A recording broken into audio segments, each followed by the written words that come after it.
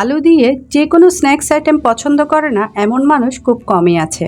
আর এইরকম একটা রেসিপি হলে তো কোনো কথাই নেই, বানাতে না বানাতেই শেষ হয়ে যায়। আসসালামু আলাইকুম viewers, welcome back to my channel delicious cook. আজকে আমি আপনাদেরকে বাসায় থাকা আলু দিয়ে মজাদার একটা রেসিপি তৈরি করে দেখাবো। এটা তৈরি করা খুবই সহজ আর খেতে তো অসম্ভব রকম মজাদার। তাই এখন থেকে আর রেস্টুরেন্টে যেতে হবে না, বাসায় বসে মাত্র 4 থেকে 5 মিনিটের মধ্যে আপনি ওই রেসিপিটা তৈরি করে নিতে পারেন। তো আমি এখানে দুটো মাঝারি সাইজের আলু নিয়েছি, তারপর আলুগুলোকে খোসা ছাড়িয়ে পরিষ্কার করে ধুয়ে নিয়েছি। এবার ছুরি দিয়ে আলুর চারপাশটা এভাবে কেটে আলাদা করে তারপর আলুগুলোকে এভাবে স্লাইস করে কেটে দিতে হবে। দেখে নিশ্চয় বুঝতে পারছেন যে আমি আলুর পিসগুলো কিভাবে কেটে নিচ্ছি।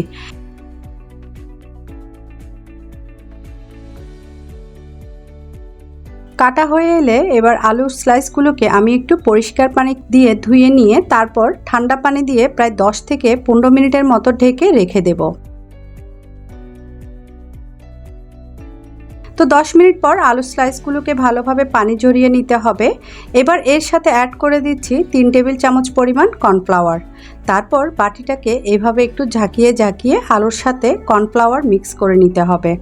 মিক্স করা হয়ে এলে এবার এটাকে একটা সাইডে রেখে দেব। এবার একটা বাটিতে দুটো ডিম ভেঙে নিচ্ছি, সেই সাথে দিয়ে দিচ্ছি স্বাদ মতো লবণ। লবণটা দেওয়ার পর ডিমটাকে ভালোভাবে বিট করে নিতে হবে।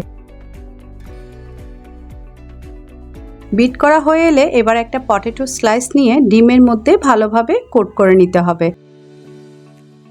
তারপর ব্রেড গামসে এভাবে কোট করে নিব। এই কাজটা আসলে দেখতে খুবই ইজি, যে কেউ এটা তৈরি করে নিতে পারবে।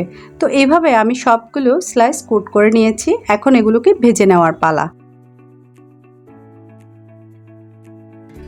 তার জন্য চুলায় আমি আগে থেকে পরিমাণ মতো তেল দিয়ে তেলটা ভালোভাবে গরম করে নিয়েছি। এখন স্লাইসগুলোকে এইভাবে গরম তেলে ছেড়ে দিচ্ছি। তারপর উল্টে পাল্টে এগুলোকে ব্রাউন কালার করে ভেজে নিতে হবে। বিশ্বাস করুন, এগুলো ভাজার সময় এত সুন্দর একটা স্মেল আসছিল যে মনে হচ্ছিল আমি যেন রেস্টুরেন্টে ওয়েট করছি খাওয়ার জন্য। এগুলো খেতে এত বেশি টেস্টি যে আমার বাসায় তৈরি করতে না করতেই খাওয়া শেষ হয়ে যায়। আর এই ফাঁকে আমি একটা সস তৈরি করে নিচ্ছি। এখানে জাস্ট 1 টেবিল চামচ হট টমেটো সস আর 2 টেবিল চামচ পরিমাণ মেয়োনেজ ও অল্প একটু ব্ল্যাক পেপার দিয়ে সসটা আমি তৈরি করে নিয়েছি। দেখতে কিন্তু একেবারে রেস্টুরেন্টের মতো মনে হচ্ছে, তাই না?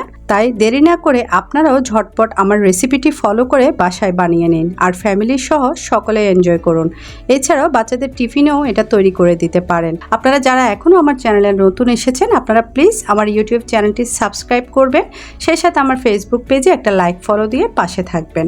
আশা করছি আমার রেসিপিটি আপনাদের কাছে ভালো লেগেছে, আর ভালো লাগলে ভিডিওতে একটা লাইক দিবেন, সেই সাথে অন্যদের সাথেও শেয়ার করবেন। তো সবাই এই পর্যন্তই ভালো থাকুন, সুস্থ থাকুন। আল্লাহ হাফেজ।